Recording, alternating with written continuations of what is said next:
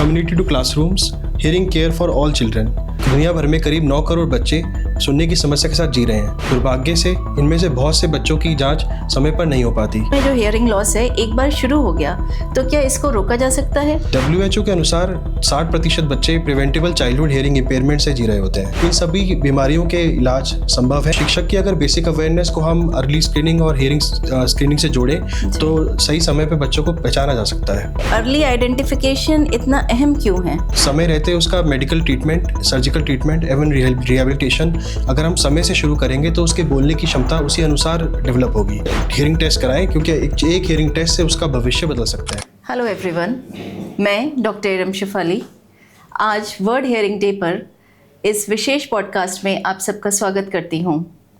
आज हम सुनने की शक्ति पर प्रकाश डालेंगे।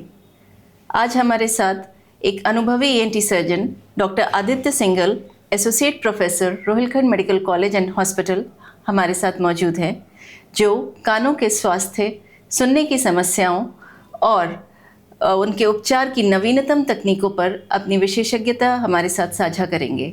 तो बने रहिए हमारे साथ, क्योंकि बेहतर सुनना ही बेहतर जीवन की कुंजी है। आपका बहुत बहुत स्वागत है डॉक्टर आदित्य सिंघल। तो इस पॉडकास्ट को शुरू करते हुए मैं पहला सवाल ये कहूँगी कि इस वर्ष WHO की थीम वर्ल्ड हियरिंग डे के लिए है फ्रॉम कम्युनिटीज़ टू क्लासरूम। मैं चाहूँगी कि आप हमारी जनता को, हमारे दर्शकों को इसका मतलब समझाएं। जी मैम, WHO की थीम इस वर्ष की जो है वर्ल्ड हियरिंग डे पे, जो कि 3 मार्च को सेलिब्रेट किया जाता है, उसकी थीम है from community to classrooms, hearing care for all children. समुदाय और स्कूल बच्चों तक पहुंचने के प्रभावी और एवं आसान माध्यम है। अगर बच्चों के स्कूल प्रोग्राम्स में हियरिंग स्क्रीनिंग को जोड़ा जाए तो समय पे हियरिंग की जांच पता लगा जा सकता है ईयर की स्क्रीनिंग के बारे में, और उसका सही समय पे इलाज किया जा सकता है। ओके, इस बार बच्चों पर इतना जोर क्यों दिया जा रहा है? उनके हियरिंग लॉस पे इतना फोकस क्यों किया जा रहा है? WHO के अनुसार दुनिया भर में करीब 9 करोड़ बच्चे सुनने की समस्या के साथ जी रहे हैं। दुर्भाग्य से इनमें से बहुत से बच्चों की जांच समय पर नहीं हो पाती, खासकर संसाधन कम क्षेत्रों में। अगर बच्चों की बचपन में ही सुनाई की जांच पता लगा ली जाए, सुनने की समस्या के बारे में पता लगा लिया जाए, तो इससे भविष्य बदला जा सकता है। तो इसलिए इस बार का फोकस बच्चों पर है। ओके, अगर कुछ बच्चों की हियरिंग प्रॉब्लम समय से ना पहचानी जाए तो इसका क्या असर पड़ता है? बच्चों की समस्या अगर समय पे ना पहचानी जाए तो इसका असर केवल सुनाई तक सीमित नहीं रहता। ये बच्चों की भाषा विकास, बोलने की क्षमता, पढ़ाई, सोचने समझने की शक्ति एवं सामाजिक व्यवहार पर भी असर डालता है। अच्छा, तो इसका मतलब है कि हियरिंग लॉस सिर्फ हियरिंग से रिलेटेड नहीं है, ये बच्चे के ओवरऑल डेवलपमेंट को भी इफ़ेक्ट करता है। अच्छा डॉक्टर साहब, ये बताइए कि ये हियरिंग लॉस जो है ये अचानक होता है या धीरे धीरे होता है? बच्चों में सुनने की समस्या अक्सर धीरे धीरे एवं चुपचाप बढ़ती है। माता पिता को लगता है कि बच्चा लापरवाही कर रहा है, शरारत कर रहा है। असल में वह सुन नहीं पा रहा होता, इसलिए अर्ली स्क्रीनिंग जरूरी है। ओके, अगर ये बच्चों में जो हियरिंग लॉस है एक बार शुरू हो गया तो क्या इसको रोका जा सकता है? जी, WHO के अनुसार 60% बच्चे प्रिवेंटेबल चाइल्डहुड हियरिंग इम्पेयरमेंट से जी रहे होते हैं, जैसे कान से मवाद आना, क्रोनिक ओटाइटिस मीडिया, या बीच के कान में पानी जमा होना, ओटाइटिस मीडिया विद डिफ्यूजन। इन सभी बीमारियों के इलाज संभव है और समय में इनको मेडिकली या सर्जिकली ट्रीट करके इनको रोका जा सकता है। समस्या ये है कि इनका सही समय पे पहचान नहीं हो पाती। ओके, छोटी समस्या समझकर इनको टाला जाता है। ओके, शिक्षक और स्कूल, इसमें इनका क्या रोल है, क्या महत्व है इनका? शिक्षक का काफ़ी अहम रोल है। शिक्षक क्लास में पहचान सकते हैं कि बच्चे सुन नहीं पा रहा है, पीछे बैठकर बच्चा ध्यान नहीं दे पा रहा है क्लास में, या अपने अंकों में पिछड़ रहा है, या कोई बात को बार बार रिपीट करने के लिए कह रहा है। तो शिक्षक की अगर बेसिक अवेयरनेस को हम अर्ली स्क्रीनिंग और हियरिंग स्क्रीनिंग से जोड़ें तो सही समय पे बच्चों को पहचाना जा सकता है। ओके, मैं पूछना चाहूँगी कि ये अर्ली आइडेंटिफिकेशन इतना अहम क्यों है? अर्ली आइडेंटिफिकेशन इसलिए अहम है कि समय रहते उसका मेडिकल ट्रीटमेंट, सर्जिकल ट्रीटमेंट एवं रिहेबिलिटेशन अगर हम समय से शुरू करेंगे तो उसके बोलने की क्षमता उसी अनुसार डेवलप होगी, प्लस उसका ओवरऑल डेवलपमेंट भी उसी हिसाब से डेवलप होगा। ओके डॉक्टर साहब ये बताइए कि कुछ ऐसे सिम्टम्स बताइए या ऐसे लक्षण जिनको देखकर पेरेंट्स अलर्ट हो जाएं कि हमारे बच्चे में कुछ हियरिंग लॉस की प्रॉब्लम है, ताकि वो डॉक्टर को समय पर कंसल्ट कर सकें।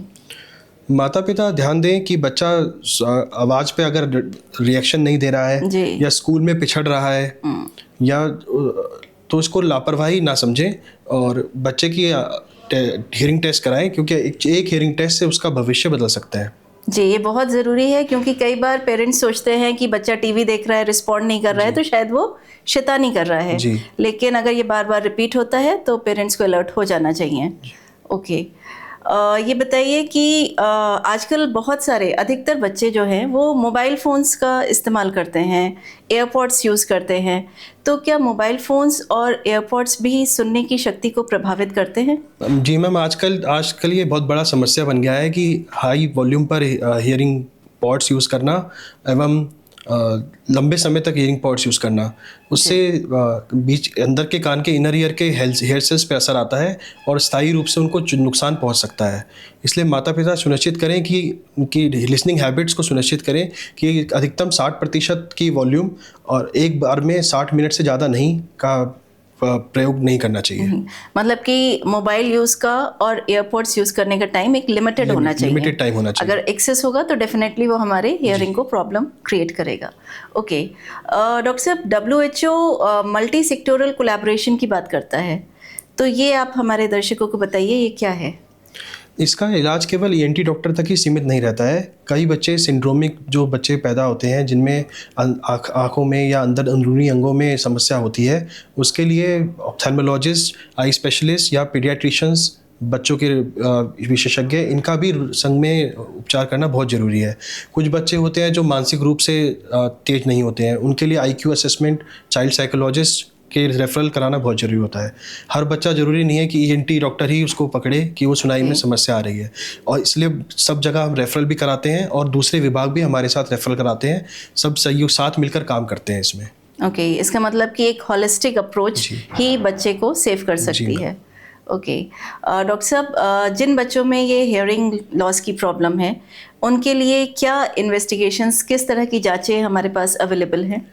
जी, बच्चों में आमतौर पे बच्चे के सहयोग के हिसाब से जांचें की जाती हैं। जैसे शुरू में पैदा होने से 6 महीने तक इलेक्ट्रोफिजियोलॉजिकल टेस्ट जैसे ऑटो एकाउस्टिक एमिशन एवं बेरा की जांच की जाती है, जो हमारे इनर ईयर के हेयर सेल्स की प्रतिक्रिया को पता लगाते हैं।